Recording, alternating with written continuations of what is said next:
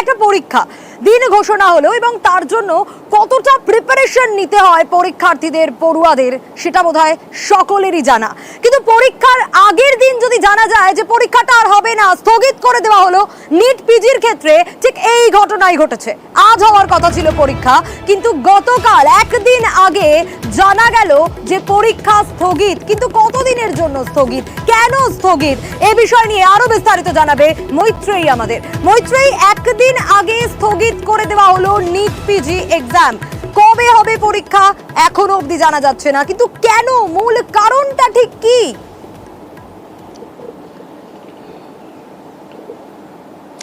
দেখো, NEET PG পরীক্ষা নেয় স্বাস্থ্য মন্ত্রক, এবং এখনো পর্যন্ত যে সমস্ত পরীক্ষা সংক্রান্ত বিভ্রাট হচ্ছে এবং যেগুলো নিয়ে প্রশ্ন উঠছে সেগুলো সবই কিন্তু শিক্ষা মন্ত্রকের অধীনে।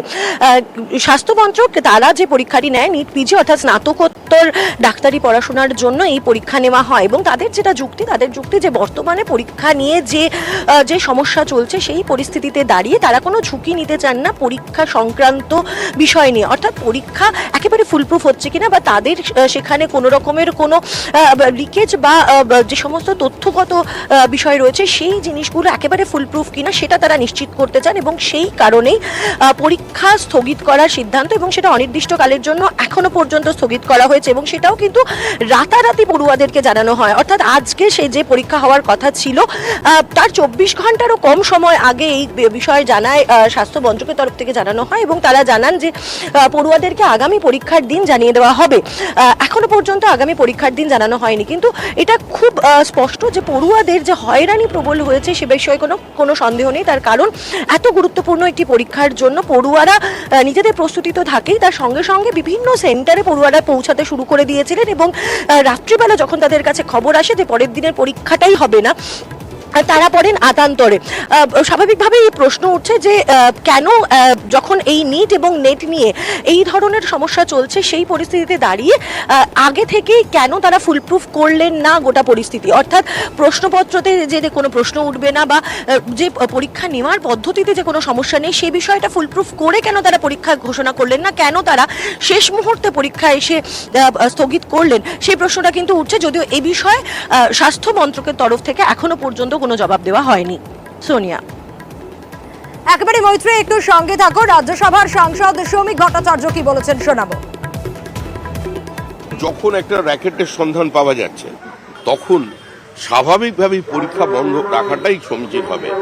পরে আবার যাতে কেউ দুর্নীতির প্রকোপে না পড়ে, আবার যাতে নতুন করে মেধা প্রতারিত না হয়, তাহলে 1 মাস পরে যদি পরীক্ষা হয় তাহলে আকাশ ভেঙে পড়বে না।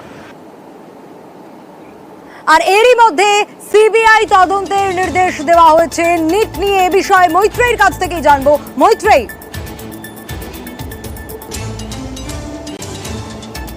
দেখো, অত্যন্ত বড় খবর যে এবার নিট নিয়ে অর্থাৎ যে পরীক্ষা নিয়েই কিন্তু প্রাথমিকভাবে সমস্যা শুরু হয়। 4 জুন যে নিট ইউজি পরীক্ষার পরীক্ষার ফল বেরোয় এবং তারপর থেকে কিন্তু প্রবল সমস্যা শুরু হয় এবং সেই বিতর্ক দানা বাঁধে। পরীক্ষা প্রশ্নপত্র লিক এবং বেশ কিছু পড়ুয়াকে 1563 জন পড়ুয়াকে গ্রেস মার্কস দিয়ে দেওয়া হয়, এবং গোটা মামলাটি এই মুহূর্তে সুপ্রিম কোর্টে রয়েছে। সেই পরিস্থিতিতে দাঁড়িয়ে এবার এনটিএ পরিচালিত এই নিট পরীক্ষারও সিবিআই তদন্তের নির্দেশ দিল শিক্ষা মন্ত্রকের তরফ থেকে নির্দেশ দেওয়া হলো। এর আগেই আমরা দেখেছি ইউজি নেট অর্থাৎ ইউজিসির যে নেট পরীক্ষা যেটা বাতিল করা হয়েছিল, এবং সেই নেট পরীক্ষারও কিন্তু সিবিআই তদন্তের কথা তারা জানিয়েছিলেন। এবার নিট অর্থাৎ যেখান থেকে সমস্যার সূত্রপাত সেই নিট পরীক্ষারও কিন্তু সিবিআই তদন্ত করা হবে বলে জানানো হয়েছে শিক্ষা মন্ত্রকের তরফ থেকে।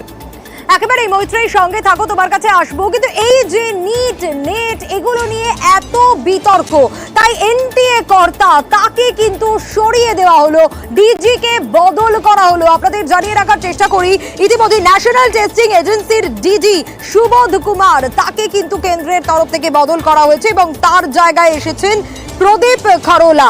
এই বিষয় নিয়ে মৈত্রেয়ীর কাছ থেকে জানবো। মৈত্রেয়ী, ইতিমধ্যেই কিন্তু সরিয়ে দেওয়া হয়েছে ডিজি কে।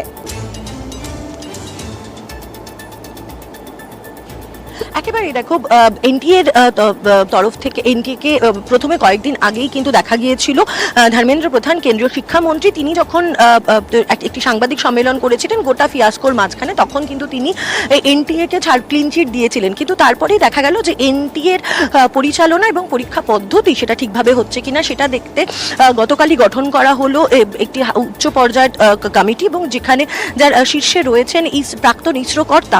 তারপরে দেখা গেল ডিজিকে বদল করে দেওয়া হলো, এবং ডিজিকে বদল শুধু করা হলোই না, তার সঙ্গে সঙ্গে কিন্তু তাকে পাঠানো হয়েছে কম্পালসারি ওয়েটিং, এবং তার জায়গায় দায়িত্ব দেওয়া হয়েছে প্রদীপ খারোলাকে, যিনি একজন প্রাক্তন সচিব ছিলেন এবং এই মুহূর্তে তিনি ম্যানেজিং ডিরেক্টরের পদে ছিলেন ইন্ডিয়ান ট্রেড কর্পোরেশনের।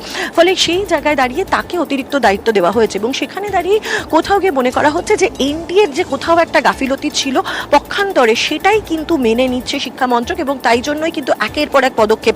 যদিও বিরোধীরা বলছেন যে যেহেতু তারা সরব হয়েছেন গত বেশ কিছুদিন ধরে তারা সরব হয়েছেন নিট নেট এবং তারপর সিএসআইআর নেট পরীক্ষা নিয়ে, সার্বিকভাবে পরীক্ষা নিয়ে যেভাবে পড়ুয়াদের ভবিষ্যৎ নিয়ে চিনিমিনি খেলা হচ্ছে সেই প্রশ্ন কিন্তু বিরোধীরা বারবার তুলছেন, এবং সরকারের তরফ থেকে এনডিএ সরকার তারা মনে করছেন যে লোকসভা সেশন শুরু হতে চলেছে রাত পোহালেই, সোমবার থেকে লোকসভা সেশন শুরু, তার আগেই সব রকমের প্রিকশনারি যে ব্যবস্থাপনা রয়েছে সেগুলো তারা নিয়ে রাখতে চাইছেন। তার কারণ বিরোধীদের তরফ থেকে কিন্তু অভিযোগ উঠছে যে সমস্ত দায় স্বীকার করতে হবে ধর্মেন্দ্র প্রধানকে, কেন্দ্রীয় শিক্ষামন্ত্রীকে, এবং তাকে পদত্যাগ করতে হবে। ফলে সেই চাপ যাতে ধর্মেন্দ্র প্রধানের কাছে সরাসরি না আসে সেই জন্যই কিন্তু এই ধরনের এই কুইক মেজারমেন্টগুলো নেওয়া হচ্ছে বলেই কিন্তু রাজনৈতিক বিশেষজ্ঞরা মনে করছেন।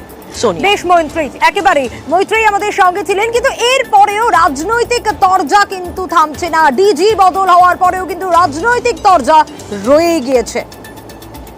নিট ইউজি স্ক্যাম যখন পাহাড় প্রমাণ দুর্নীতি একের পর এক পেঁয়াজের খোসার মতো বেরিয়ে আসছে, ইউজিসির এনটিএ পরীক্ষা যেভাবে 9 লক্ষ মানুষের ভবিষ্যৎ নিয়ে খেলা করেছে, তাই পরীক্ষা বাতিল হয়েছে। এর দায়ভার কখনোই কেন্দ্রীয় সরকার এড়িয়ে যেতে পারে না। কোনো একটা এজেন্সির কোনো পদাধিকারীকে সরিয়ে দিয়ে তারা নিজেদের দায়িত্ব কাছ থেকে ঝেড়ে ফেলতে পারে না। এর দায়ভার কেন্দ্রীয় সরকারকে নিতে হবে। কেন্দ্রের শিক্ষামন্ত্রীকে সর্বসমক্ষে হাত জোর করে ভারতবর্ষের ছাত্র সমাজের কাছে ক্ষমা চাইতে হবে এবং পদত্যাগ করতে হবে। সুপ্রিম কোর্ট মনিটর্ড ইনভেস্টিগেশনের মধ্যে দিয়ে দোষীদের চিহ্নিত করে দৃষ্টান্তমূলক শাস্তি দিতে হবে। যে ডিজিকে ওই পদে রেখে দিয়ে তারপরে যদি তদন্ত চালিয়ে দেওয়া হতো, সেই তদন্তের গতিমুখ পরিবর্তিত হতো না। একদিকে একটা সরকার দুর্নীতিকে বা বিচ্যুতিকে আটকানোর জন্য সরাসরি সিবিআই তদন্তের নির্দেশ দিচ্ছে, সরকার কঠোর পদক্ষেপ নিচ্ছে, কঠোর আইন প্রণয়ন করেছে, আর অন্যদিকে চোরেদের বাঁচাতে মানুষের দেওয়া ট্যাক্সের টাকা নিয়ে রাজ্য সরকার আজকে দিল্লি যাচ্ছে। আর এবার নজর রাখবো, আগামীকাল থেকে সংসদে শুরু হচ্ছে বিশেষ অধিবেশন, এবং তৃণমূল কিন্তু একেবারে তৈরি। তারা সাজিয়ে ফেলেছেন কোন কোন ইস্যুগুলোকে হাতিয়ার করা হবে, এবং প্রথম দিন থেকে এই অধিবেশনে বিজেপিকে টার্গেট করা হবে। আমরা এই বিষয়ে আরো বিস্তারিত জানবো আবিরের কাছ থেকে। আবির, কি কি স্ট্র্যাটেজি সাজালো তৃণমূলের তরফ থেকে, কি কি স্ট্র্যাটেজি নেওয়া হচ্ছে? প্রথম দিন থেকেই হচ্ছে বিজেপিকে কড়া আক্রমণের পথে হাঁটবে। প্রথম যেটা শুরু হচ্ছে সেটা হচ্ছে প্রোটেম স্পিকারের সহায়ক পদকে যে কয়েকজন সহায়কের নাম প্রোটেম স্পিকারের জন্য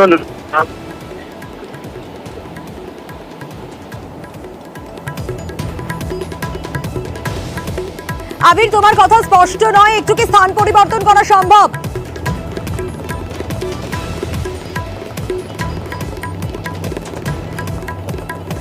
আবিরের কাছে আসবো, তবে আপনাদের জানিয়ে রাখি প্রথম দিন থেকেই কিন্তু টার্গেট বিজেপি। তৃণমূল কিন্তু একেবারে স্ট্র্যাটেজি সাজিয়ে ফেলেছে, এবং আগামীকাল থেকেই সংসদে অধিবেশন শুরু হচ্ছে। বিশেষ অধিবেশনে প্রথম দিন থেকেই আক্রমণ শানাবে তৃণমূল। আবারও আবিরের কাছেই যাব। আবির, যেমনটা বলছিলে, দেখো, প্রথমত হচ্ছে প্রোটেম স্পিকারের সহায়ক পদে বন্দ্যোপাধ্যায় তিনি যোগ দেবেন না। তার বক্তব্যের যে জায়গা, যে আচরণ করা হচ্ছে, যে নীতির কথা বলা হয়েছে, তা যথাযথভাবে নয়, এবং তাকে হচ্ছে দেখতে পাওয়া যাচ্ছে যে ইন্ডিয়া জোটে সামিল বা বাকি রাজনৈতিক দলের যারা দীর্ঘদিনের সাংসদ তারাও তাকে সমর্থন জানাতে শুরু করছেন। ফলে এটা দিয়ে তারা শুরু করবেন।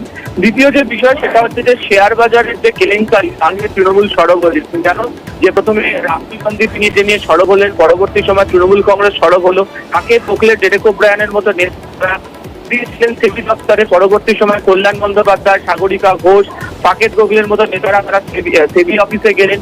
একই সঙ্গে হচ্ছে এই ইস্যু নিয়ে বাকিদেরও সহায়তা পাওয়া যাবে বলে মনে করা হচ্ছে। সেখানে হচ্ছে উদ্ধব শিবিরের সঙ্গে তাদের বৈঠক, পাওয়ারের সঙ্গে সাক্ষাৎকার, তারাও তাদেরকে সাহায্য করবে। এই শেয়ার কেলেঙ্কারির ইস্যুকে বড় আকারে তারা তুলে ধরতে চাইছে। সূত্রের খবর, সংসদ অধিবেশনের প্রথম থেকেই দুই কক্ষে সংসদের এই বিষয় নিয়ে তারা মুলতবি প্রস্তাবও তারা আনতে চায়। সেই কারণে তারা গোটা বিষয়টাকে নিয়ে আলোচনা চালাচ্ছে। ফলে প্রথম দিন থেকে শেয়ারের মতো ইস্যুকে সামনে রেখে তৃণমূল এবং ইন্ডিয়াতে সামিল হওয়া বাকি রাজনৈতিক দলেরা বিজেপিকে চড়াতে আক্রমণ শানাবে।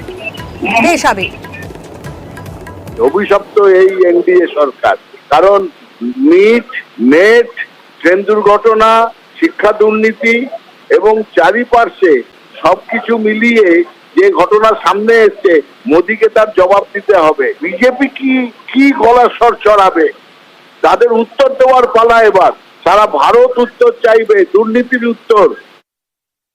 এটা মনে করছেন কেন যে একতরফা বিরোধীরা কথা বলবে আর আমরা চুপ করে বসে থাকবো? এটা মনে করার কোনো কারণ নেই যে ভোট পরবর্তী হিংসার যা তৃণমূল কংগ্রেস চালাচ্ছে, যে নিরবিচ্ছিন্ন অত্যাচার চলেছে, সেটা শুধু লোকসভায় নয়, রাজ্যসভাতেও উঠবে, ঝড় উঠবে।